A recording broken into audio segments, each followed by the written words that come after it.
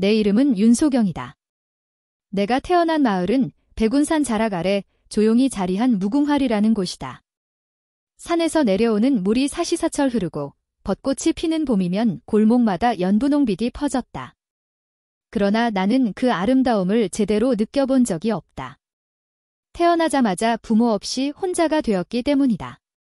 마을 어귀에 있는 지령정이라는 작은 정자 근처 대나무 숲속에서 나는 발견되었다고 한다. 날 주어 키운 분은 금분 할머니였다. 사람들은 그분을 금할매라고 불렀다. 옛날에는 대감집 유모였다는 소문도 있었지만 내가 알기론 손재주가 참 좋으신 분이었다. 특히 침 놓는 솜씨는 마을에서도 알아졌다. 할머니는 내게 소경이라는 이름을 붙여주셨다.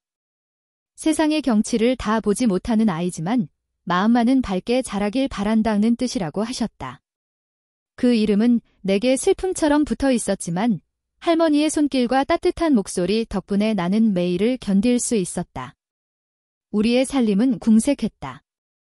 산에서 나무를 주워다 땔감으로 쓰고 마당 한쪽에 작은 밭을 일궈 무와 상추, 들깻잎을 길렀다.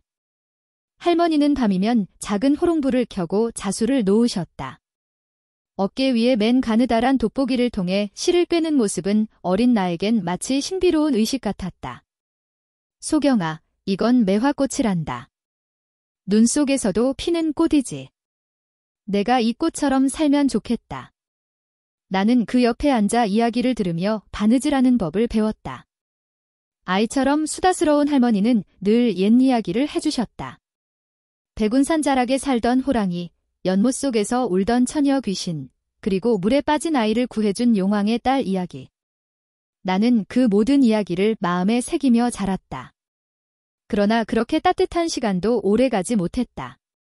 내가 12살이 되던 겨울, 할머니는 눈을 감으셨다. 그날도 여느 때처럼 아침을 준비하려고 물을 뜨러 갔다가 돌아왔는데 할머니는 조용히 이불 속에 누워 계셨다. 마치 자고 있는 것처럼 평온한 얼굴이었지만 나는 알 수 있었다. 이제 진짜 혼자가 되었다는 것을. 그날 이후 나는 나 혼자서 살아야 했다.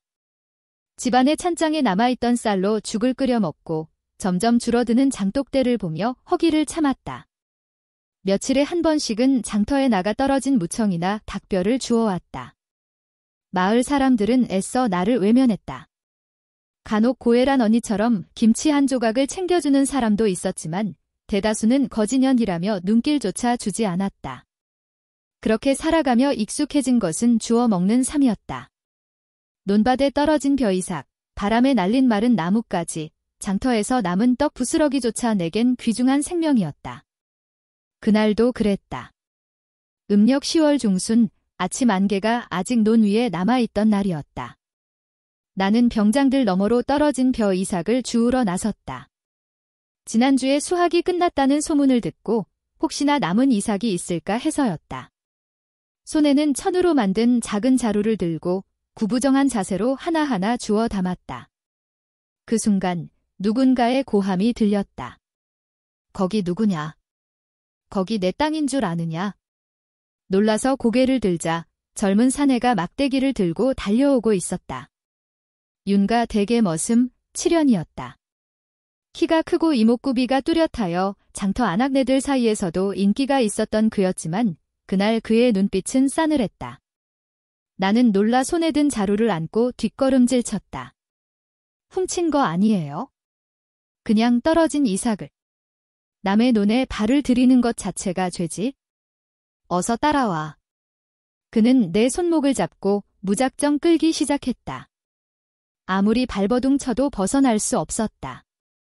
마치 나는 짐승처럼 끌려갔다.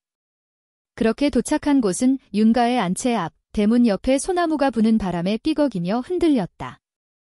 잠시 후 하녀가 안채 문을 열고 나왔다. 안방마님, 머슴 7년이 도둑년을 붙잡아 왔습니다요. 그 말에 고운 옷자락을 끌며 나타난 여인이 있었다. 바로 윤가의 안방마님, 성씨 부인이었다. 연보랏빛 당의를 입고 비녀를 곱게 꽂은 채로 그녀는 우아한 걸음으로 나를 내려다보았다. 그녀의 눈빛은 마치 흙탕물에 빠진 무언가를 본 듯했다. 추수가 끝났다고 해서 남의 땅에 손대는 것이 괜찮다는 법이 있더냐? 아닙니다. 다만 떨어진 것들만 배가 고파서 그래서 훔친 것이지. 멍석을 깔아라. 마을 사람들에게 본보기를 보여야겠다. 나는 다시 끌려 나왔다. 이번엔 집 앞 골목에 있는 빈터에 멍석이 깔리고 내 손과 발은 묶였다. 나무 회초리가 등과 팔을 내리쳤고 따뜻하던 가을 햇살이 피부에 스며들 틈도 없이 몸은 얼어붙었다. 주변에 몰려든 사람들 중엔 날 알아보는 얼굴도 있었다. 그러나 그 누구도 나를 도와주지 않았다. 모든 사람이 준가의 권력 앞에서 고개를 숙였다. 그날 밤 나는 피투성이가 된 몸으로 동구 박풀밭에 버려졌다. 별은 여전히 하늘 위에 반짝였고 나는 흐릿한 눈으로 그것을 올려다보았다. 그리고 중얼거렸다. 나는 이대로 죽지 않을 거야? 반드시 다시 내가 누구인지 세상에 보여줄 거야. 그리고는 부서질 듯한 몸을 끌고 나지막한 한숨을 품으며 다시 낡은 초가집으로 돌아가기 시작했다. 나중에 생각해보면 그날 내가 살아서 집으로 돌아올 수 있었던 건 기적에 가까웠다. 피범벅이 된 채로 외딴 동구 밖에 내던져진 몸을 일으켜 세우며 내게 남은 건 기력도 자존심도 아닌 오직 살아남겠다는 본능 하나였다. 내가 쓰러져 있던 자리는 동리 사람들도 잘 가지 않는 외딴 소나무 밭 근처였다. 예전에 금분 할머니가 말씀하시길 거긴 옛날 역병으로 죽은 사람들이 묻힌 묘터라고 했다. 그 생각이 뇌리를 스칠 때 나는 몸을 떨었다. 그 순간 갈비뼈 어딘가가 심하게 욱신거렸고 입안에서는 피마디 돌았다. 그 밤 나는 천천히 아주 천천히 초가집으로 기어 들어갔다.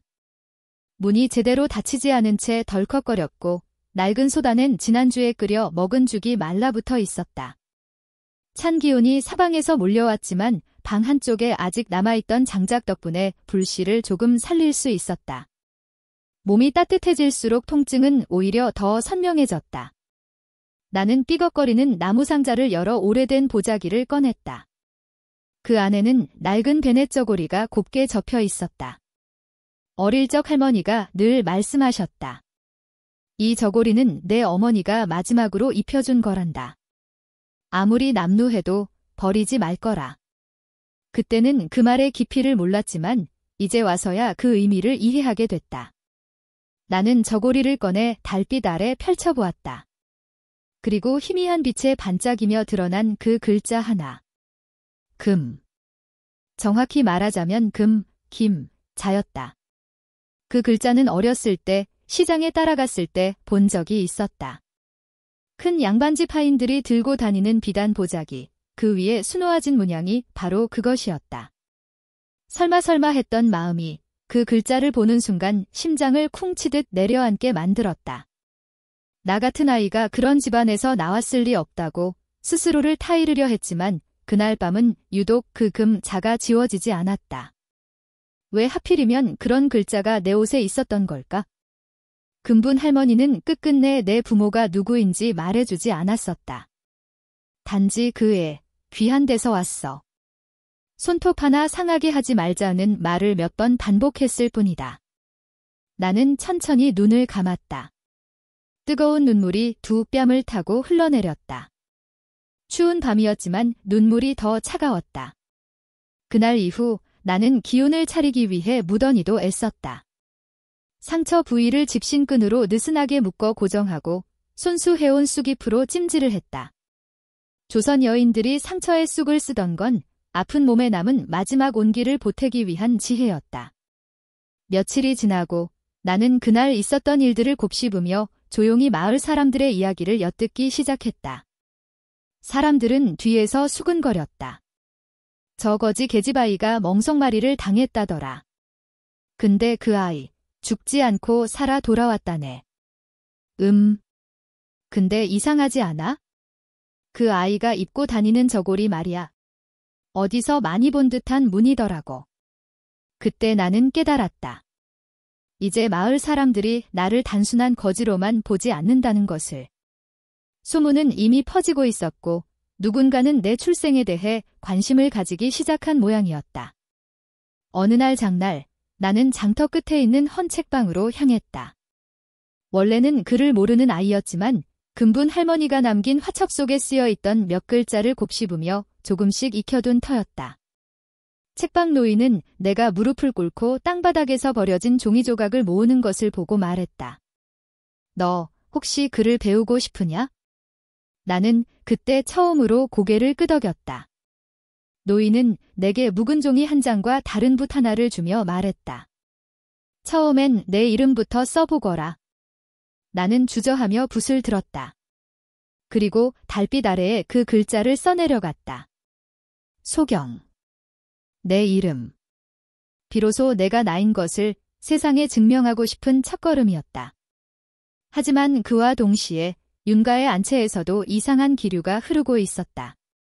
안방마님 성씨 부인은 평소에 고운 말씨로 사람을 조련하듯 다루는 여인이었지만 요 며칠은 예민하기 짝이 없었다. 하인 하나가 그 사실을 눈치채지 못할 리 없었다. 마님, 뭔가 고민이 있으신 듯합니다. 칠연은 조용히 말을 꺼냈다. 성씨 부인은 눈썹을 치켜세우며 찻잔을 내려놓았다. 너 그날 데려왔던 그 계집아이 말이다. 내가 말한 그 저고리, 정말 이 금 자가 있었느냐? 예, 분명히 보았습니다. 그 옷 혹시 어디 있는지 아느냐? 아닙니다. 그 아이가 다시 입고 돌아갔습니다. 순간 그녀의 눈빛이 흔들렸다. 그날 밤 성씨 부인은 몰래 안방 깊숙한 곳에 숨겨두었던 오래된 유서를 꺼내 읽었다. 그것은 그녀가 평생 숨기고 싶었던 과거, 그녀가 대감 윤 씨의 첫 부인으로부터 빼앗은 모든 것의 흔적이었다. 그 아이가 돌아온 건가? 부인의 입가엔 식은땀이 맺혔다. 어쩌면 운명의 수레바퀴가 다시 움직이고 있는지도 몰랐다. 한편 칠연은 자꾸만 그 아이, 소경이 마음에서 떠나지 않았다. 그는 자신도 모르게 다시 병장들로 발걸음을 옮겼다. 낙엽이 바람에 뒹굴고 있었다. 그는 그 자리에 쪼그리고 앉아 그날 그녀가 떨어뜨린 자루 조각 하나를 주워들었다. 그리고 문득 자신도 어릴 적 그런 자루를 등에 지고 다녔던 기억이 떠올랐다. 그 역시 고아였다. 다만 그는 윤가의 팔려와 머슴 노릇을 하며 살아남았을 뿐이다. 우린 닮았구나. 그는 그렇게 혼잣말을 했다. 며칠 뒤 나는 우연히 장터에서 칠연을 다시 마주쳤다. 그는 내게 다가와 조심스럽게 입을 열었다. 괜찮으십니까? 나는 그제야 그가 그날 나를 데려갔던 머슴이라는 걸 떠올렸다. 본능적으로 뒤로 물러섰지만 그의 눈빛은 진지했다. 그날 미안했습니다.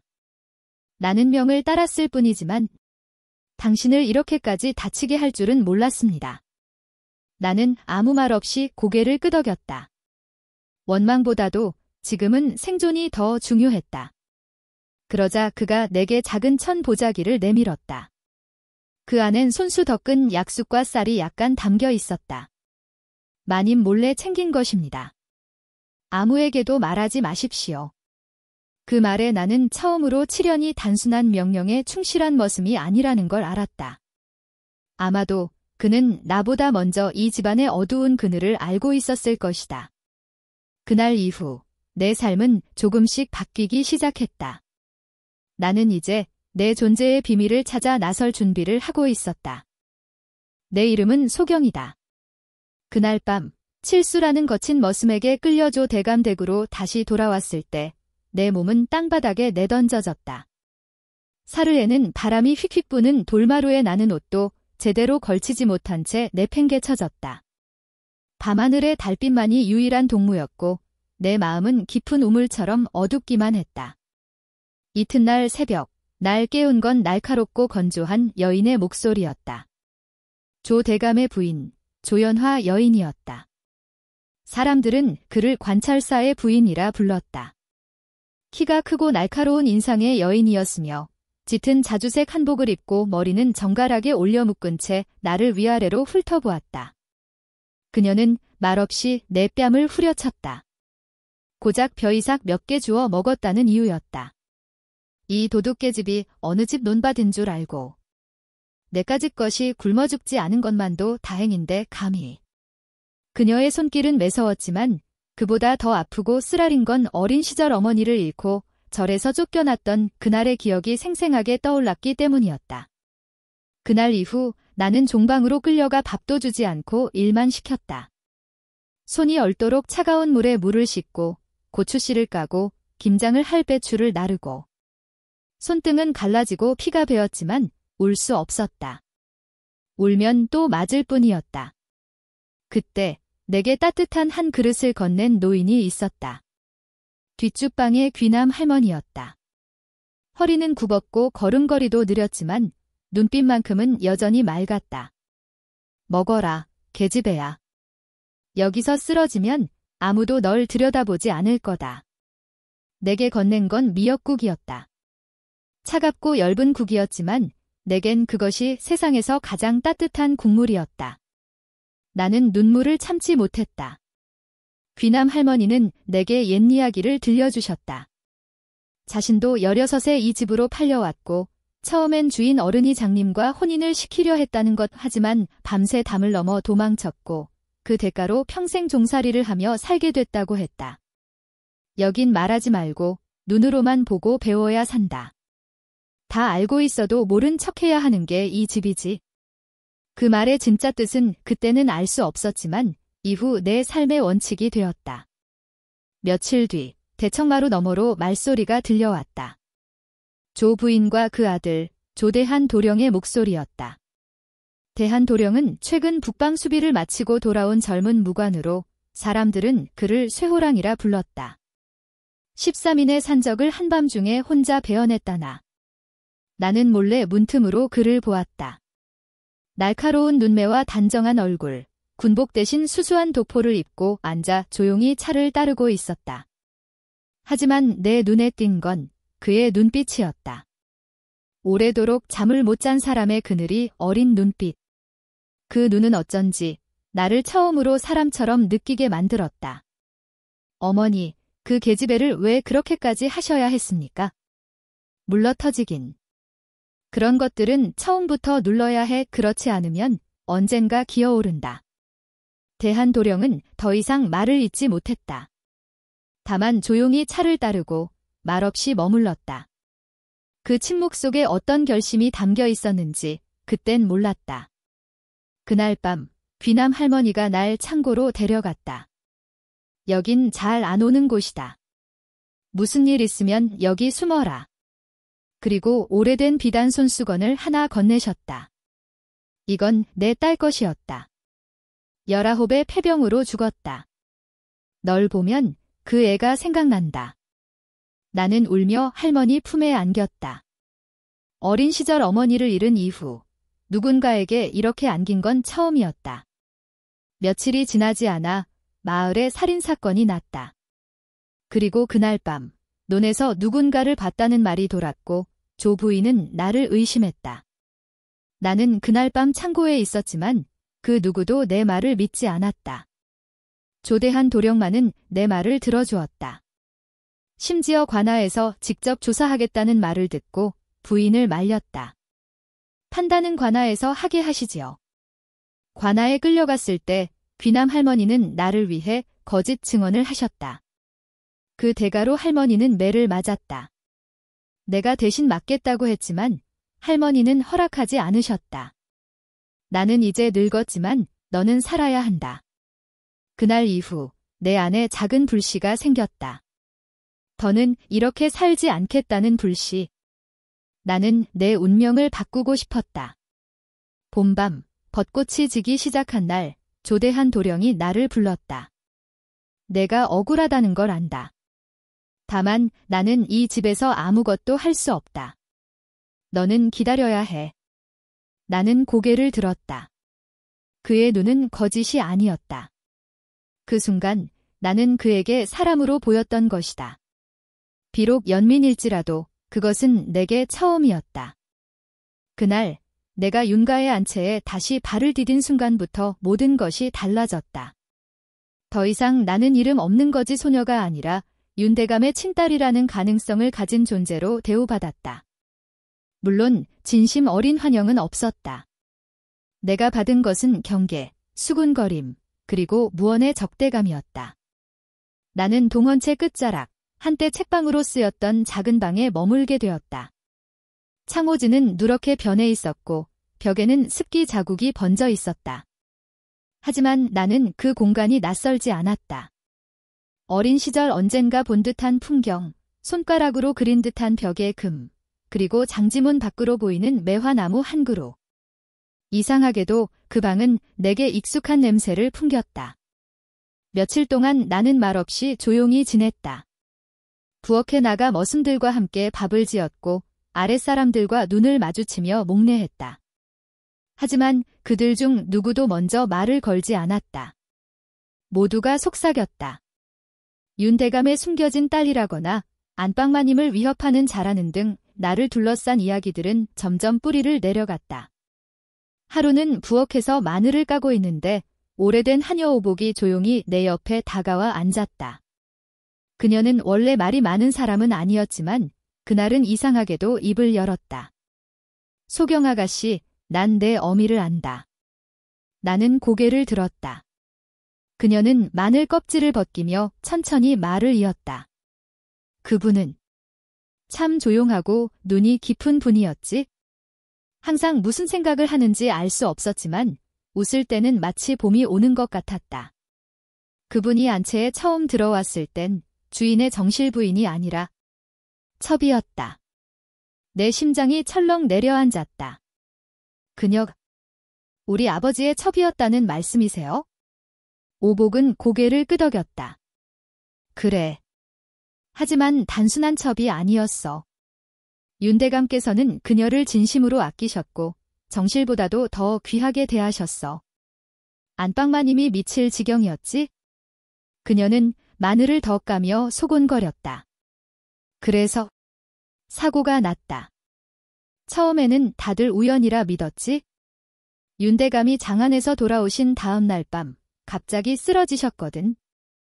하지만 이상하게도 약을 올리던 유모는 그날 새벽에 사라졌고 안방마님의 침실에서 붉은 한약 자국이 묻은 수건이 발견됐지. 나는 몸이 떨렸다. 혹시 그 한약이... 오복은 손을 멈추고 내 눈을 똑바로 바라봤다. 청산이 들어갔다더라. 증거는 없었지만 그날 이후로 윤대감은 다시는 일어나지 못하셨다. 나는 숨을 들이켰다. 머릿속이 복잡하게 얽혔다. 내가 찾아야 할 진실은 그리 간단하지 않았다. 며칠 후 안방마님 성씨 부인께서 나를 불렀다. 그녀는 차분한 표정을 하고 있었지만 목소리는 차가웠다. 소경아가 넌 왜 이 집에 돌아온 것이냐? 나는 정면으로 바라보며 대답했다. 제 어머니의 뜻을 잇기 위해서입니다. 어머니께서는 제가 언젠가 이 집에 돌아와야 한다고 하셨습니다. 제 이름을, 저고리를, 이 집의 매화나무를 모두 기억하라 하셨습니다. 그녀는 눈썹 하나 까딱하지 않고 물었다. 너는 아버지가 누군지 안다 하였느냐? 나는 고개를 끄덕였다. 윤대감. 아버지입니다. 그 순간 그녀의 손이 떨렸다. 차잔이 탁자 위에서 울렸다. 그녀는 일어나 창가로 향했다. 그 등 뒤에서 나는 조용히 말을 이었다. 저는 이 집에 돌아왔지만 싸우러 온 것은 아닙니다. 다만 알고 싶습니다. 제 어머니는 왜 쫓겨났는지, 아버지는 왜 죽었는지, 그리고 저는 왜 버려졌는지. 그녀는 돌아보지 않았다. 하지만 아주 낮게 입술을 달싹이며 말했다. 진실은 때때로 독이 된다. 소경아가 너도 알게 될 거야. 그날 밤 나는 잠을 이루지 못했다. 작은 등잔불 아래 어머니가 남긴 편지를 다시 펼쳤다. 그 편지지에는 옅은 분 냄새가 아직도 배어 있었다. 소경아, 만약 이 편지를 읽고 있다면 너는 내가 살아서 너를 안아줄 수 없다는 뜻이겠구나. 하지만 꼭 기억하거라. 너는 누구보다 귀한 아이란다. 어떤 이가 너의 이름을 빼앗고 너의 자리를 차지하더라도 절대 무너지지 말 거라. 나는 편지를 가슴에 안고 눈을 감았다. 그리고 다짐했다. 진실을 밝히는데 시간이 얼마나 걸리든 나는 멈추지 않을 것이다. 며칠 후 나를 찾는 방문이 많아졌다. 어떤 이는 나를 시험하려 했고 어떤 이는 환심을 사려 했다. 특히 낭청댁의 노상궁이 찾아왔을 땐 모두가 놀랐다. 그녀는 옛날 궁에서 일했던 인물로 내 어머니를 안다고 했다. 소경아가 그대 어머니는 궁에서 나와 처음 간 곳이 이곳이었단다. 그분은 궁녀였지만 글을 쓰고 시를 읊을 줄 아는 분이셨어. 윤대감이 그걸 알아보고 데려간 거지? 당시 정실은 이를 매우 불쾌해했단다. 나는 그녀에게 어머니의 시를 아느냐고 물었다. 그녀는 미소를 지으며 한 수 읊었다. 꽃잎은 지고도 향을 남기거늘 사람은 떠나면 그 이름조차 희미하니 내가 남길 수 있는 것은 너 하나뿐이라 기 한 몸 잊혀져도 너는 피어나리라. 그 순간 나는 울고 싶어졌다. 하지만 눈물은 마음속 깊은 곳에서만 흘렀다. 며칠 후 큰 사건이 일어났다.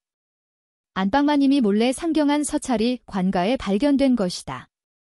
편지에는 소경이라 자처하는 여인을 몰래 처리할 방안을 모색하는 문장이 있었다. 관가는 조용히 조사를 시작했고 명나라에서 돌아온 내 이복형 윤명진이 드디어 집으로 돌아왔다. 그와의 재회는 차가운 눈빛 속에서 이루어졌다. 그는 나를 아래 위로 훑더니 이렇게 말했다. 내 동생이라 하기엔 너무 많이 닮지 않았군. 나는 웃지 않았다. 형이라 부르기엔 너무 오래 떨어져 있었지. 그의 눈빛에 무언가 깃든 듯했다. 증오인지, 호기심인지, 혹은 연민인지. 나는 아직 알 수 없었다. 하지만 나는 알고 있었다. 진실은 그와 나, 우리 둘 사이 어딘가에 숨어 있었다. 그리고 그것을 밝혀야 하는 몫은 오직 나뿐이었다. 명진 오라버니가 기어이 집으로 돌아온 후 윤가 저택의 분위기는 한층 더 얼어붙었다. 오라버니는 어릴 적부터 총명하고 인물이 빼어나 서울의 유력한 집안에서까지 눈여겨보던 인재였다.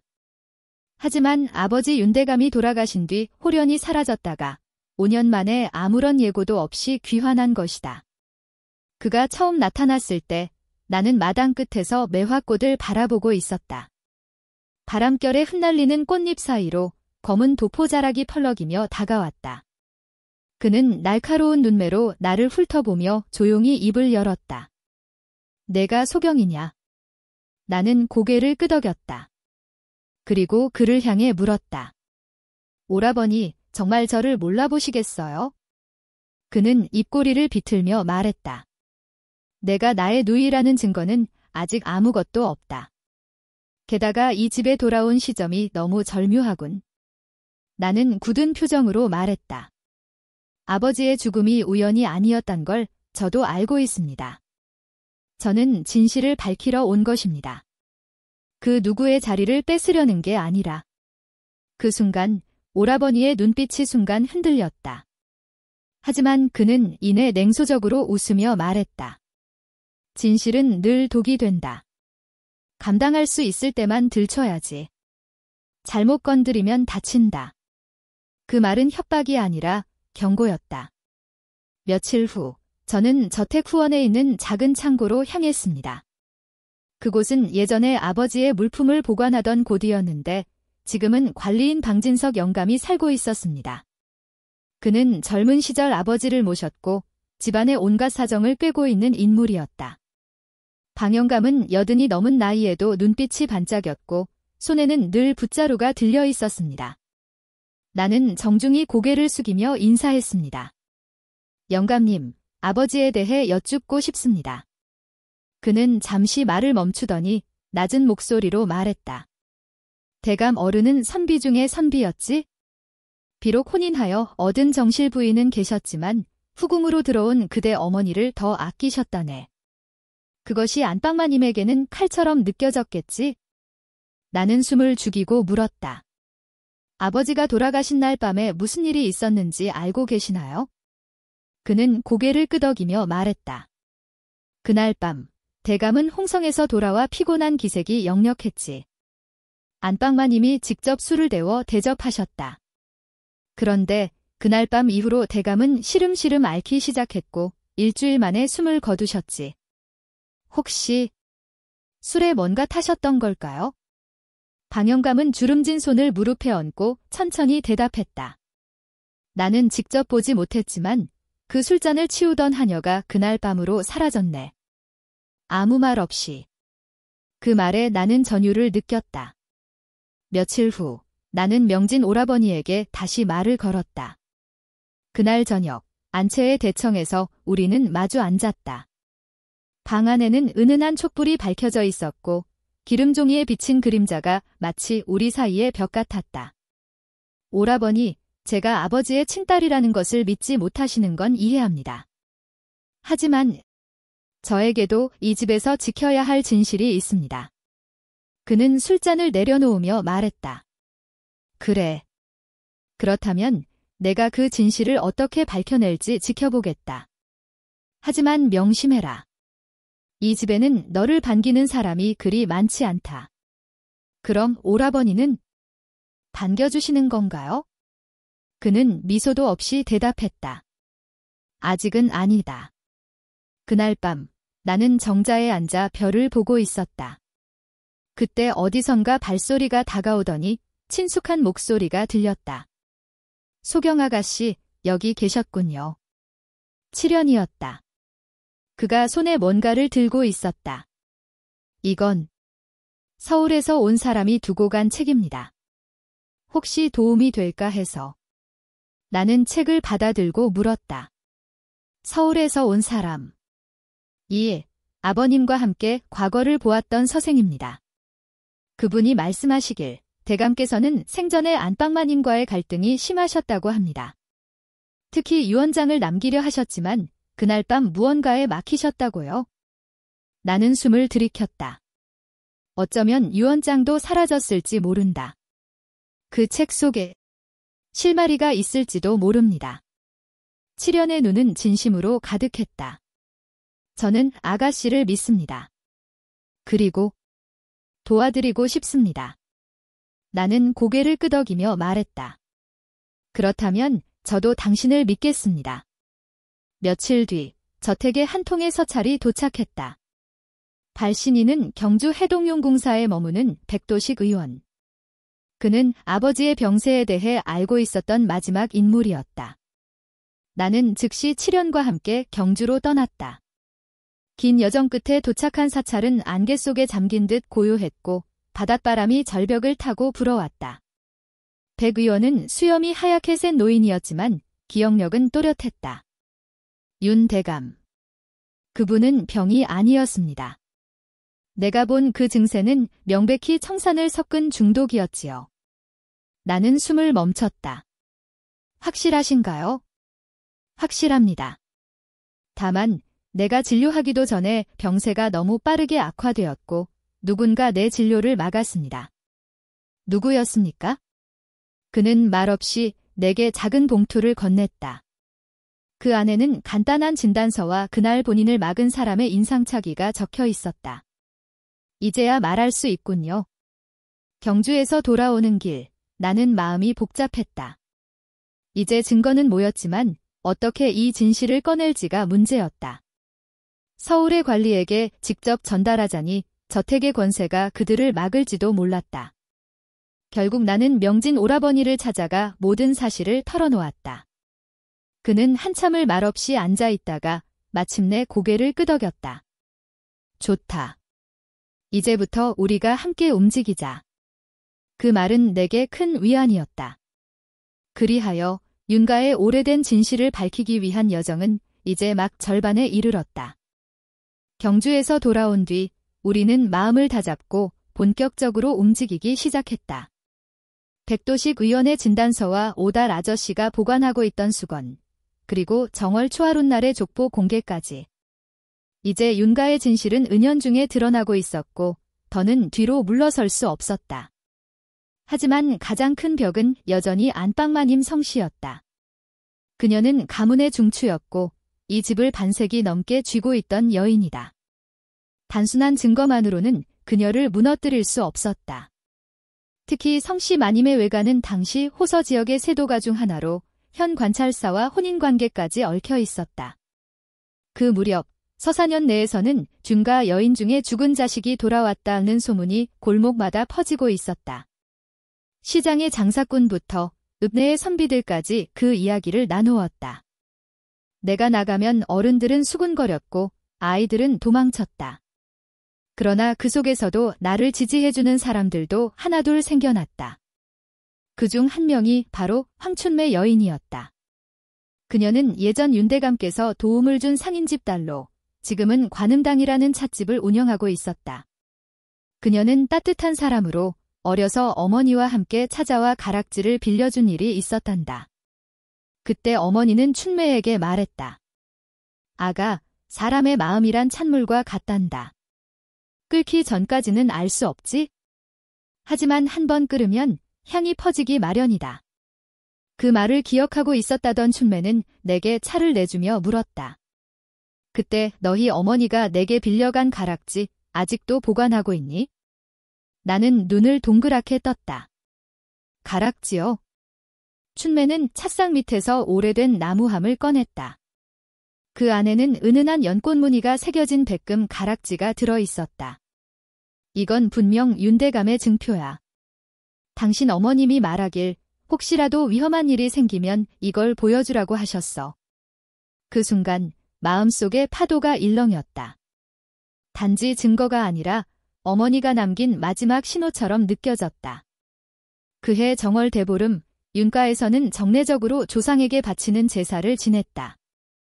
나는 마침내 정식으로 족보에 이름을 올리게 되었고 제사에 참석하게 되었다. 여러 어르신들은 처음엔 나를 의심스러운 눈으로 바라봤지만 그날 이후엔 고개를 끄덕이며 내 존재를 받아들이기 시작했다. 그날 밤 달빛 아래 창호지 그림자가 길게 늘어졌을 때 나는 명진 오라버니와 나란히 앉아 술을 나누었다. 오빠는 조용히 말했다. 소경아, 우리 집은 겉은 단단해 보여도 속은 썩은 나무 같아. 조금만 두드리면 무너질지도 몰라. 나는 조용히 고개를 끄덕이며 대답했다. 그러니 더더욱 안에서부터 다시 세워야겠지요. 며칠 후 기이한 이야기를 들었다. 안방마님이 몰래 청옥이라는 무당을 불러들였다는 것이었다.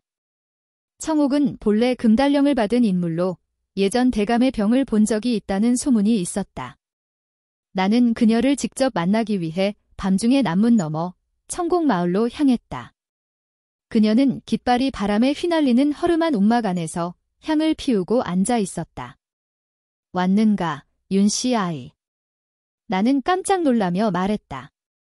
저를 어떻게 아세요? 하늘의 말이 내 귀에 들렸지? 내 어머니, 정실이 아닌 여인이었지만 운명을 바꿀 사주를 지녔더구나. 청옥은 앉아있는 내게 작은 천조각을 건네주었다. 그 안에는 어린 시절 내가 입었던 베넷 저고리의 일부가 들어있었다. 너희 어머니가 내게 남긴 마지막 것이다. 나는 눈물을 흘렸다. 그 조각은 나의 과거이자 어머니의 흔적이었다. 그 즈음 안방마님의 행동은 점점 거칠어졌다. 그녀는 계집하인들을 몰래 불러 칠연에게 접근하라 지시했고 내가 외출하면 뒤따르게 했다. 하지만 그럴수록 나는 더욱 단단해졌다. 명진 오라버니는 마침내 고심 끝에 나와 함께 관아에 고소장을 제출하기로 결심했다. 그는 모든 가족 회의에서 정의가 무너진 집안에 후손이 뿌리내릴 수 없다고 외쳤다. 드디어 관아에서 조사일이 정해졌고 백도식 의원, 오달, 청옥, 그리고 춘매까지 모두 증인으로 출석하게 되었다. 재판 당일 비가 부슬부슬 내렸다. 안방마님은 검은 비단 저고리를 입고 관아 마당에 섰다. 그녀는 강인한 눈빛으로 모든 증언을 부인했다. 나는 이 집을 지켜낸 장부의 아내다. 이런 거짓말로 나를 무너뜨릴 순 없다. 하지만 그 순간 춘매가 조용히 말했다. 그럼 이 가락지의 존재는 어떻게 설명하시렵니까? 가락지를 본 안방마님의 눈동자가 떨렸다. 이어 백도식 의원이 말했다. 대감께선 중독 증세로 돌아가셨습니다. 그 증세는 오직 청산가리 계열에서만 나타납니다. 그리고 마지막 청옥이 말했다. 내가 본 밤 그녀는 향로에 하얀 가루를 넣고 있더군요. 병들게 하는 향이었지? 그 향을 맡은 대감은 그날부터 시름시름 앓기 시작했어. 그 말에 안방마님의 얼굴이 일그러졌고 결국 관아는 그녀를 가택연금 명령을 내렸다. 며칠 후 나는 어머니가 생전에 돌보던 뒤뜰의 매화나무 아래 앉았다. 그 나무는 마치 시간을 간직한 듯 나를 품어주었다. 그때 칠연이 다가와 말했다. 아씨, 관찰사께서 편지를 보내셨습니다. 이번 사건의 진실을 밝혀낸 데 대해 칭찬하며 서울로 올라올 것을 권하신다고 하셨습니다. 나는 미소 지으며 대답했다. 나는 이곳을 떠나지 않을 겁니다. 아직 여기에 해야 할 일이 많으니까요. 칠연은 한참을 서 있다가 조용히 물었다. 그럼 저도 여기 남아도 됩니까? 나는 고개를 끄덕였다. 그리고 천천히 그의 손을 잡았다. 이제부터는 나도 누군가에게 기대어도 되겠지요. 그 순간 바람이 불어 매화 향이 퍼졌고 먼 하늘에서는 제비가 날아오고 있었다. 겨울이 끝나고 드디어 봄이 온 것이다. 서산현 관아에서 안방마님 성씨가 가택연금 판결을 받고 나자 윤가의 분위기는 눈에 띄게 달라졌다. 그간 그녀의 권위에 눌려 살던 사람들은 조금씩 숨을 틔우기 시작했고 나와 명진 오라버니는 조심스레 집안의 틀을 다시 짜기 시작했다. 그러나 누구보다도 잘 알고 있었다. 그녀는 단순히 물러나는 성정의 인물이 아니었다. 곧 또 다른 방식으로 움직이리라는 것을. 그 즈음 나는 집안 곳곳을 둘러보며 일손과 물류를 점검하고 있었다. 긴 겨울을 지나 농사철이 다가오고 있었고 봄 축제인 3월 삼진날도 얼마 남지 않았다. 이맘때 윤가는 늘 시주와 포물 준비로 바빴지만 올해는 준비하는 사람조차 허둥지둥이었다. 소경아 씨, 이번 삼진날에도 유모의 떡을 쓰실 겁니까? 부엌의 최상궁이 조심스레 물었다. 나는 미소 지으며 대답했다. 예, 유모가 만든 쑥떡보다 부드러운 건 없지요. 어머니도 늘 그것만 찾으셨다고 하니 그 손맛을 잊을 수 없지요. 유모 박 씨는 이미 70이 넘은 노인이었지만 여전히 눈빛이 또렷하고 손이 야무졌다. 어린 시절 내게 몰래 떡 하나 건네주고는 아무 말 말고 어서 먹거라, 들키면 안 돼 하던 목소리가 아직도 귓가에 생생했다. 그 떡 하나로 나는 그날 하루를 견딜 수 있었다. 그날 밤 나는 박 유모를 직접 찾아갔다. 유모는 허리를 숙여 인사하며 말했다. 아씨가 이렇게 다시 돌아올 줄 난 믿고 있었답니다. 유모 덕분에 살아 있었습니다. 그날 뒷문으로 저를 안고 나가주셨지요. 유모의 눈가가 붉어졌다. 맞습니다.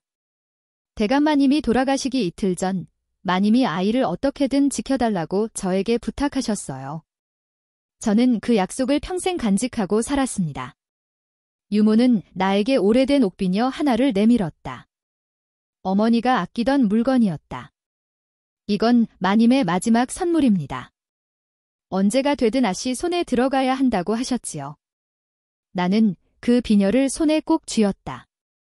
그것은 단순한 장신구가 아니라 어머니의 의지이자 나를 지켜주던 마음의 형상이었다. 며칠 후 오라버니 명진은 관아에서 돌아오며 새로운 소식을 전했다. 광주에 진안이라는 인물이 있다더구나. 이름이 어머니 일기장에 적혀 있었다지?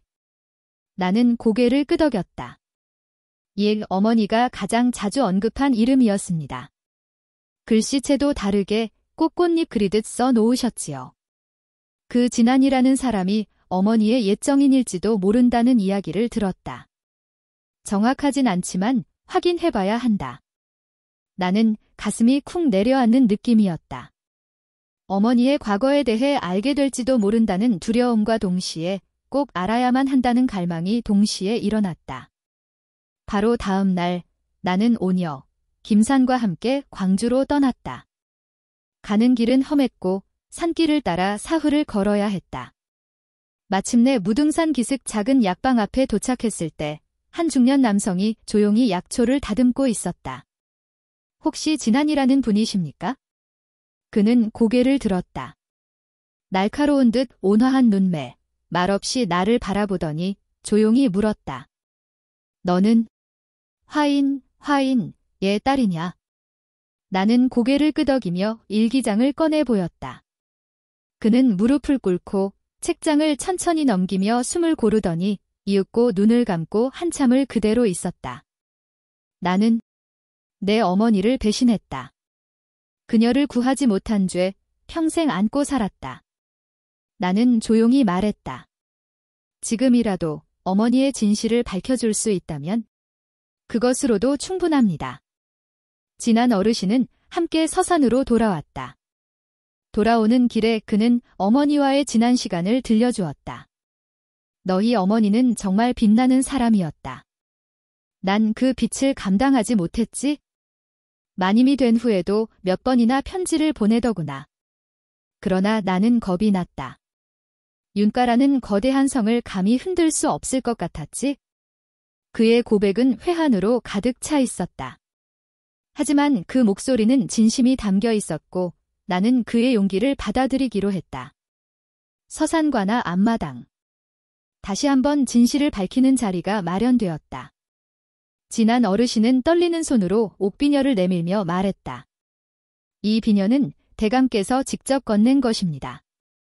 죽기 전날 아이와 함께 떠나라고 말하셨지만 우리는 그러지 못했습니다. 그의 말에 수많은 사람들이 탄식했다. 그날의 비가 추적추적 내렸지만 내 가슴속은 묘하게 맑아지고 있었다. 며칠 후 나는 서재에서 어머니의 일기장을 다시 펼쳐 읽고 있었다. 그중 한 장에는 이런 글귀가 남겨져 있었다. 소경아, 언젠가 너는 이 모든 것을 알게 되겠지. 부디 사람을 증오하지 않기를. 원한보다 깊은 것은 사랑이고 증오보다 강한 것은 진실이란다. 나는 천천히 책을 덮고 창밖을 바라보았다. 그날은 음력 3월 삼진날이었다. 매화가 만개한 정원에 아이들이 윷놀이를 하고 있었다. 유모가 쑥떡을 찌며 부엌에서 분주히 움직이고 있었고 명진 오라버니는 마당에서 새로 들어온 일꾼들에게 뒷마당을 안내하고 있었다. 그 모든 풍경 속에서 나는 문득 웃음이 나왔다. 내가 원했던 건 복수도 권력도 아니었다. 단지 어머니의 이름이 떳떳하게 불릴 수 있기를. 내가 이 집의 당당한 일원이라는 것을 증명하는 것이었다. 그리고 이제야 그 바람이 조금은 이루어진 것 같았다. 진안 어르신이 고을 사람들과 관아 앞에서 어머니의 진실을 증언한 이후 윤가의 분위기는 사뭇 달라졌다. 안채에서는 쥐죽은 듯 조용했고 평소 안방마님 곁을 따르던 하인들조차 서로 눈치를 보며 뒷걸음질을 치고 있었다. 관아에서는 안방마님 성씨에게 궁중 유폐에 준하는 조치를 내렸고 그녀는 충청가명이 있는 공주로 이송되어 백석사라는 사찰에서 남은 생을 보내게 되었다. 하지만 내 마음은 아직 편치 않았다. 억울하게 돌아가신 어머니의 이름은 겨우 되찾았지만 그 모든 기억의 조각이 너무나 흐릿하고 아득했기 때문이다. 그래서 나는 윤가 뒷뜰에 묻혀있던 어머니의 정원을 다시 열기로 마음먹었다. 정원의 대문을 여니 칠렁쿨이 길을 막고 있었다. 허리까지 자란 풀숲을 헤치고 나가니 맨발로 뛰놀던 어린 시절의 내가 눈앞에 아른거렸다. 모란꽃 밑에서 아픈 손에 약초를 발라주시던 어머니의 미소도 어렴풋이 떠올랐다. 그날 저녁, 오녀가 조심스럽게 다가와 작은 나무 상자를 내밀었다. 이건 유모님께서 아씨에게 꼭 전해달라 하셨습니다. 상자 안에는 오래된 자개비녀와 함께 낡은 한지 편지가 들어있었다. 소경아, 내가 이 글을 본다면 내가 더는 곁에 없겠지. 그러나 기억해라. 진실은 시간이 걸릴 뿐 반드시 다시 빛을 본단다. 내 이름 소경은 조용한 거울이라는 뜻이란다. 모든 진실을 비추는 거울이 되어 흔들리지 말 거라. 편지를 다 읽고 나니 눈물이 멈추지 않았다. 내가 살아온 모든 고난이 그 편지 한 장으로 정리된 기분이었다. 어머니는 이미 내가 이 길을 걸을 것을 예감하신 듯 했다. 며칠 후, 명진 오라버니는 광주에서 소식을 들었다며 나를 불렀다. 지난 어르신의 말에 따르면 머니가 예전에 유언처럼 남긴 말이 하나 있단다. 무슨 말씀이신가요? 만약 윤화라는 이름을 들으면 바위 아래 나무 상자를 찾으라고 했다고 한다. 윤화는 어머니가 내가 태어나기 전 붙이려 했던 이름이었다. 하지만 그 이름은 누군가의 반대로 쓰이지 못했다. 나는 즉시 준비를 마치고 지난 어르신, 오녀와 함께 어머니가 자주 다녀오셨던 남계마을의 백석폭포로 향했다. 폭포 아래는 고요했지만 나무 한 그루가 바위 사이에 기묘하게 자라고 있었다. 지난 어르신이 가리켰다. 저기야. 예전에 내 어머니와 함께 저 나무 그늘에 앉아 시를 읽곤 했지? 우리는 돌을 옮겨 바위 틈을 파보았다. 그곳에 단단하게 묶인 나무 상자가 있었고 그 안에는 오래된 가첩, 즉 윤가의 진짜 족보 한 권이 들어 있었다. 그 책에는 지금 윤가에서 돌고 있는 족보와는 다른 이름들이 적혀 있었다. 내 어머니 정윤화는 측실이 아니라 정실부인으로 당당히 기록되어 있었고 내가 태어날 때 그 신분이 분명했음에도 불구하고 누군가에 의해 족보가 조작되었다는 결정적인 증거였다. 며칠 후 우리는 공주에 있는 충청 가명의 일을 가지고 찾아갔다. 가명의 재판관은 모든 증거를 검토하고 고개를 끄덕였다. 윤화 부인은 정실이 분명하며 족보 조작은 명백한 범죄입니다. 이에 따라 정윤화 부인의 명예를 회복하고 그녀의 자녀인 윤소경 양 또한 당당한 본가의 딸로 인정합니다. 그 말에 나는 고개를 깊이 숙였다. 어머니의 명예가 드디어 되돌아온 순간이었다. 그날 밤 나는 혼자서 어머니의 정원에 섰다. 별빛 아래 핀 목련꽃은 말없이 흐드러졌고 나는 조용히 읊조렸다. 어머니, 이제 편히 눈 감으셔도 됩니다. 며칠 후 안방마님 성씨가 공주백석사로 이송되기 전 마지막으로 나와 면담을 요청해왔다. 나는 처음엔 망설였지만 진심으로 끝을 보기 위해 그녀를 찾았다. 그녀는 누더기 옷차림으로 감방의 차가운 마루 위에 앉아 있었다. 드디어 내가 이겼구나. 제가 이긴 게 아닙니다. 어머니께서 그리고 진실이 이긴 겁니다. 그녀는 천천히 일어나더니 내게 조그만 종이 한 장을 건넸다. 이건 내가 마지막으로 정리하지 못한 죄다. 그 종이에는 과거 윤가의 재산을 속이고 불법적으로 갈취한 장부 일부가 적혀 있었다. 그녀는 덧붙였다. 이 종이가 나에 대한 마지막 속죄라 생각해라. 나는 묵묵히 종이를 받아들고 다시는 그녀를 돌아보지 않았다. 며칠 뒤 관아에서는 윤화 부인의 정실지위 회복을 공식적으로 발표했다. 3월 초 8일 윤가에서는 다시 한번 조상에게 제사를 올리는 날이었고 이번에는 내가 제물 앞에 나섰다. 그날 오녀가 조용히 다가와 귓속말을 했다. 어머니 꿈을 꾸었습니다. 하얀 한복을 입고 목련꽃 사이에 앉아 미소 지으셨습니다. 그래요. 어머니도 이제 웃으실 수 있겠지요. 나는 향을 올리고 조용히 기도했다. 이제 어머니의 이름은 윤가의 역사에서 지워지지 않을 것입니다. 그날 밤 명진 오라버니와 마루에 앉아 달빛을 바라보며 도란도란 이야기를 나눴다. 그는 웃으며 말했다. 너는 이제 윤가를 바꿨구나. 내가 못한 일을 해냈어. 아직 멀었어요. 윤가를 진짜 바꾸려면 어머니처럼 따뜻한 사람이 많아져야죠. 그는 고개를 끄덕였다. 그래, 그리고 내가 그 시작이 되었구나. 달빛 아래 피어오른 향기, 정원의 바람, 그리고 우리 가족의 새로운 시작. 나는 조용히 다짐했다. 이제부터는 복수가 아닌 기억을 지키는 길을 걷겠노라고. 어머니의 신분이 회복된 이후 윤가의 집안은 마치 긴 겨울잠에서 막 깨어난 듯 고요한 안정감에 쌓였다. 사람들은 한동안 말을 아꼈고 안채와 사랑채를 오가는 발걸음은 조심스러웠다. 그 어느 누구도 다시는 정윤화라는 이름을 입에 올리기를 두려워하지 않았으며 나를 바라보는 눈빛도 점차 달라졌다. 하지만 나는 그저 명예를 회복했을 뿐 마음속에 응어리진 무언가는 여전히 풀리지 않았다. 어느 날 새벽, 마당의 나무 아래서 혼자 명상을 하고 있는데 오녀가 조심스럽게 다가와 작은 종이 상자를 내밀었다. 아씨, 이건 예전에 기위연 어르신께서 남기신 유품입니다. 꼭 전해달라고 하셨어요. 기위연. 오래전 윤가에서 쫓겨났던 첩실 중 한 명이었다. 나는 어린 시절 그녀가 곁에서 나를 자주 돌보아 주었다는 기억이 어렴풋하게 남아있었다. 상자 안에는 누렇게 바른 편지 한 장과 함께 자그마한 도자기 향로가 들어있었다. 소경아, 이 편지를 내가 읽고 있을 땐 나는 아마 이 세상 사람이 아니겠구나. 하지만 꼭 알아야 할 진실이 있어 남긴다.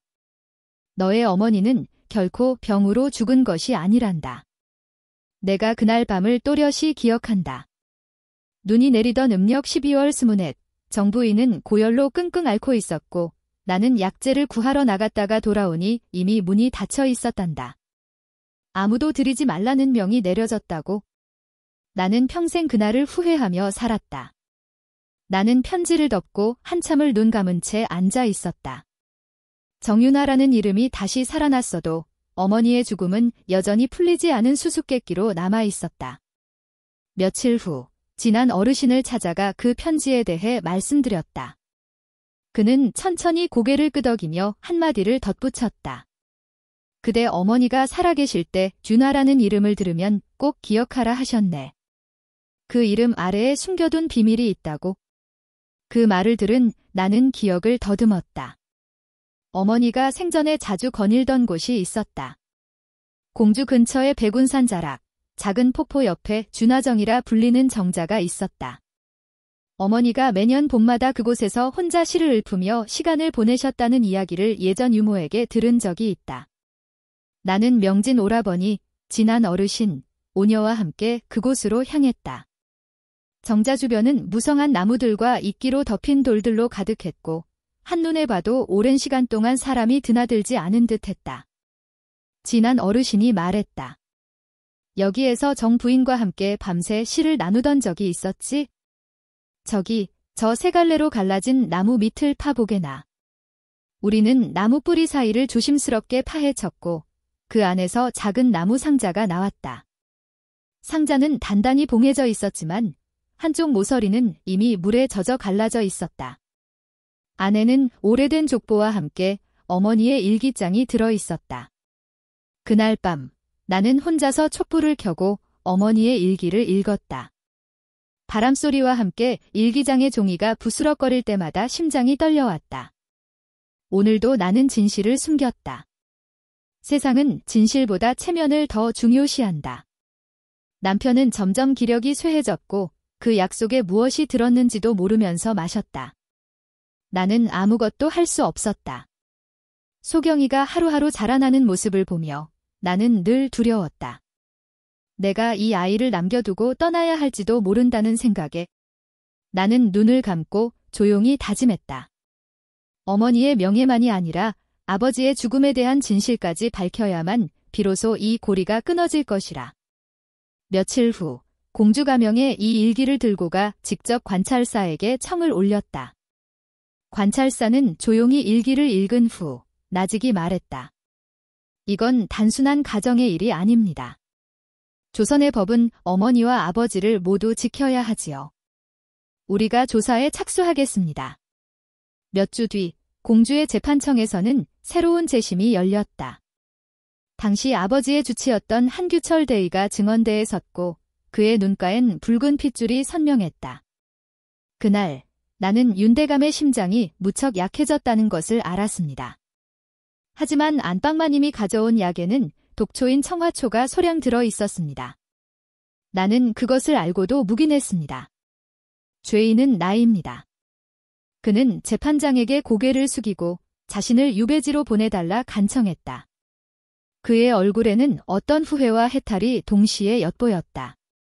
나는 그에게 돌을 던지지 않았다. 아버지의 오랜 번이었고 마지막 순간까지 갈등했을 그 마음을 알기 때문이었다. 그해 겨울 나는 학문을 배우는 소녀들이 모인 공주의 경성당에 초청을 받아 여성의 명예와 가문의 정의에 대해 강연하게 되었다. 손끝이 시린 추위 속에서도 그들의 눈빛은 불타오르고 있었다. 여러분, 어머니가 겪은 일은 조용히 잊혀졌을 수도 있었습니다. 하지만 진실을 지키는 것은 우리가 살아 있음의 증거입니다. 비록 작은 씨앗일지라도 그것은 언젠가 꽃을 피워 세상을 바꿉니다. 강연이 끝나자 아이들은 일제히 일어나 정중히 허리 숙여 인사했다. 나는 그 인사에 눈물이 났다. 어머니가 살아 계셨다면 얼마나 기뻐하셨을까? 집으로 돌아오는 길, 진안이 나를 기다리고 있었다. 눈 내리는 담장 밑에서 하얀 털이불을 들고 서 있던 그는 내가 가까이 다가가자 조심스럽게 묻는다. 소경낭자, 이젠 조금 마음이 편해졌습니까? 나는 고개를 끄덕였다. 이제야 정말 겨울이 끝난 것 같아요. 그럼 이젠 우리도 봄을 맞이해야겠지요. 그가 내 손을 잡았다. 따뜻하고 조심스럽고 결심에 찬 손길이었다. 나는 대답 대신 손을 더욱 꽉 잡았다. 이제 나는 다시 쓰러지지 않을 것이다. 정윤화의 딸로서, 윤소경으로서 살아남은 모든 여인의 얼굴을 기억하며 앞으로 나아갈 것이다. 진안과 혼례를 올린 지 벌써 3년이 지났다. 어느덧 경상도 영주의 봄은 매화꽃이 진 자리에 복사꽃이 피어나고 대나무 숲 사이로 부는 바람은 서늘한 듯 따스했다. 윤가의 대문은 이제 더 이상 침묵의 벽이 아니었다. 웃음소리와 아이들 장난소리가 마당 가득 번지고 저녁이면 연기가 고요히 올라와 지붕 위를 흐르곤 했다. 나는 이제 윤소경이라는 이름으로 불리는 것을 두려워하지 않았다. 억울하게 죽음을 맞이한 어머니의 원한을 풀고 대감 아버지의 억울함도 밝혔기에 더 이상 숨어 살 이유가 없었다. 하지만 그 모든 일의 끝자락엔 언제나 진안이 있었다. 그는 나의 남편이자 나의 동지였다. 신분이 천하다는 이유로 수많은 비웃음과 멸시를 견뎌야 했던 그가 묵묵히 책을 읽고 글을 써가며 과거 시험에 도전했다. 그렇게 몇 해를 매일같이 촛불 아래에서 보낸 끝에 그는 마침내 성균관에서 열린 대과의 장원은 아니더라도 당당히 3등 진사로 급제했다. 진안이 시험을 치르러 한양으로 떠나던 날, 나는 어머니가 생전에 쓰시던 조그마한 자수 향낭을 그에게 건넸다. 향낭 안엔 붉은 실로 묶은 쪽지가 들어있었고 거기엔 손글씨로 이렇게 적혀 있었다. 머무를 마음이 있다면 돌아올 길도 보일 것이다. 진안은 말없이 향낭을 품속에 넣고는 조용히 고개를 끄덕였다. 말없이 떠나는 그의 뒷모습을 마당 끝까지 따라가며 나는 속으로 되뇌다. 살아서 돌아와 주기를, 그리고 약속했던 대로 나와 혼례를 올려주기를. 한 달 뒤, 진안이 합격했다는 소식이 영주에 닿았다. 나는 얼른 집안 곳곳에 등을 달고 마당에는 떡과 과일을 차려 축하 자리를 만들었다. 동네 어르신들과 아이들이 모두 모여 함께 축하해 주었고 누구 하나 시샘하는 눈빛은 없었다. 그해 봄, 진안과 나는 마침내 혼례를 올렸다. 혼례식은 집안 뒷동산, 어머니가 생전에 자주 찾으시던 연못가에서 이루어졌다. 복사꽃이 흐드러지게 피어난 날, 나는 어머니가 남기신 혼례복을 입고 진안의 손을 잡았다. 두 눈을 맞추며 그는 말했다. 이제야 비로소 그대를 부를 자격이 생겼소. 나는 웃으며 대답했다. 나는 오래전부터 당신을 기다리고 있었지요. 그날 밤, 달빛 아래에서 우리는 마당의 벚나무 아래 나란히 앉아 살아온 지난 날을 되짚었다. 진안은 자신이 과거 시험을 준비하던 어느 겨울밤, 몰래 우는 내 모습을 창문 너머로 본 적이 있다고 고백했다. 나는 웃으며 말했다. 그날 나도 당신이 내 방 앞에서 한참을 망설이던 걸 알고 있었어요. 그때부터였어요. 내 마음이 당신 쪽으로 기운 건? 결혼 이후 우리는 한동안 영주에 머물렀다. 진안은 관직에 나아가기 전까지 농사일을 도우며 마을 어르신들과 자주 어울렸다. 나는 마을 부녀자들과 함께 집신을 엮고 장 담그는 법을 배워가며 평범한 삶을 누렸다. 어느 날 마을 외곽에서 숯을 굽던 노인이 우리 집을 찾아왔다. 손에 든 자루 안에는 그을린 작은 나무 상자가 있었다. 이게 그대 어머니가 생전에 나에게 맡기신 물건일세. 언젠가 소경낭자가 혼례를 올리게 되면 전해달라고 하셨지. 상자 안엔 어머니의 일기장이 고이 접혀 있었고 그 밑엔 작은 청자 향로가 있었다. 향로엔 준하라는 이름이 정갈한 글씨로 새겨져 있었다. 일기장을 펼친 나는 눈을 감고 조용히 읽기 시작했다. 글에는 어머니가 나를 처음 안았을 때의 따뜻함, 나를 숨기기 위해 윤가를 떠날 수밖에 없었던 고통, 그리고 나를 위해 기도하던 밤들에 대한 기록이 담겨 있었다. 소경아. 세상은 내 이름을 지우려 하겠지만 기억하렴. 너는 윤가의 피를 이어받은 누구보다 고귀한 아이란다. 나는 눈물을 흘리며 일기장을 껴안았다. 그리고 그 밤, 어머니가 마지막으로 기도하던 연못가에 향로를 올려 향을 피웠다. 바람결에 향 냄새가 퍼지며 마치 어머니가 등 뒤에서 등을 다독여주는 듯한 느낌이 들었다. 진아는 마침내 충청도 목천의 유학교관으로 발령을 받았다. 우리 부부는 영주를 떠나 목천으로 향했고 그곳에서 새롭게 삶을 시작했다. 관아 근처에 자그마한 집을 얻어 살며 나는 인근 여인들을 대상으로 글을 가르쳤다. 그중엔 특이한 소녀 하나가 있었다. 이름은 서영, 12살밖에 안 된 아이였지만 눈빛이 예사롭지 않았다. 그녀는 매일같이 문 앞에 앉아 내 수업을 엿들었고 나중엔 몰래 필사를 하며 한 글자 한 글자 배워갔다. 그대는 왜 글을 배우고 싶은 것이냐? 내가 물었다. 서영은 말했다. 세상에 나를 기록해 줄 사람은 없으니까요. 그래서 제가 씁니다. 제 삶은 제가 남기고 싶어요. 그 말에 나는 깊은 감명을 받았다. 그리고 서영에게 정식으로 글을 가르치기 시작했다. 그녀는 남몰래 글을 쓰고 시를 읽고 자신만의 세상을 종이에 담기 시작했다. 세월은 흘렀고 윤가의 이름은 더 이상 조소의 대상이 아니었다. 오히려 진실을 밝힌 집안, 그럼에도 불구하고 복수 대신 정의를 선택한 집안으로 기억되었다. 나와 진아는 때때로 한양에서 불려가 궁녀학교에 자문을 하거나 여사당의 강연을 다니며 각지의 여인들과 인연을 맺었다. 어느 날 진안이 조용히 물었다. 자네가 만일 아이를 낳는다면 어떤 이름을 짓고 싶은가? 나는 생각에 잠겼다. 그리고 말했다. 빛날 영, 경, 바를 정, 정. 정영. 밝고 바르게 자라길 바라는 마음을 담고 싶어요. 진아는 웃으며 고개를 끄덕였다. 그해 가을, 나는 아이를 품었다. 아직은 작은 생명이었지만 뱃속에서 느껴지는 따스한 움직임은 세상을 다시 시작하는 기분을 들게 했다. 그날 밤, 나는 어머니의 일기장을 다시 펼쳤다. 그리고 조용히 적기 시작했다. 이제 나는 어머니가 되어간다. 어머니의 바람처럼 정의롭고 따뜻한 아이로 키울 것이다. 그리고 내가 배운 것처럼 세상을 온기로 채우는 사람이 되도록 도와줄 것이다.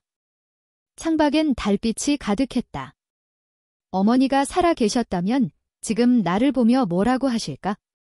나는 그 목소리를 상상하며 조용히 속삭였다. 어머니, 저 잘 살고 있어요.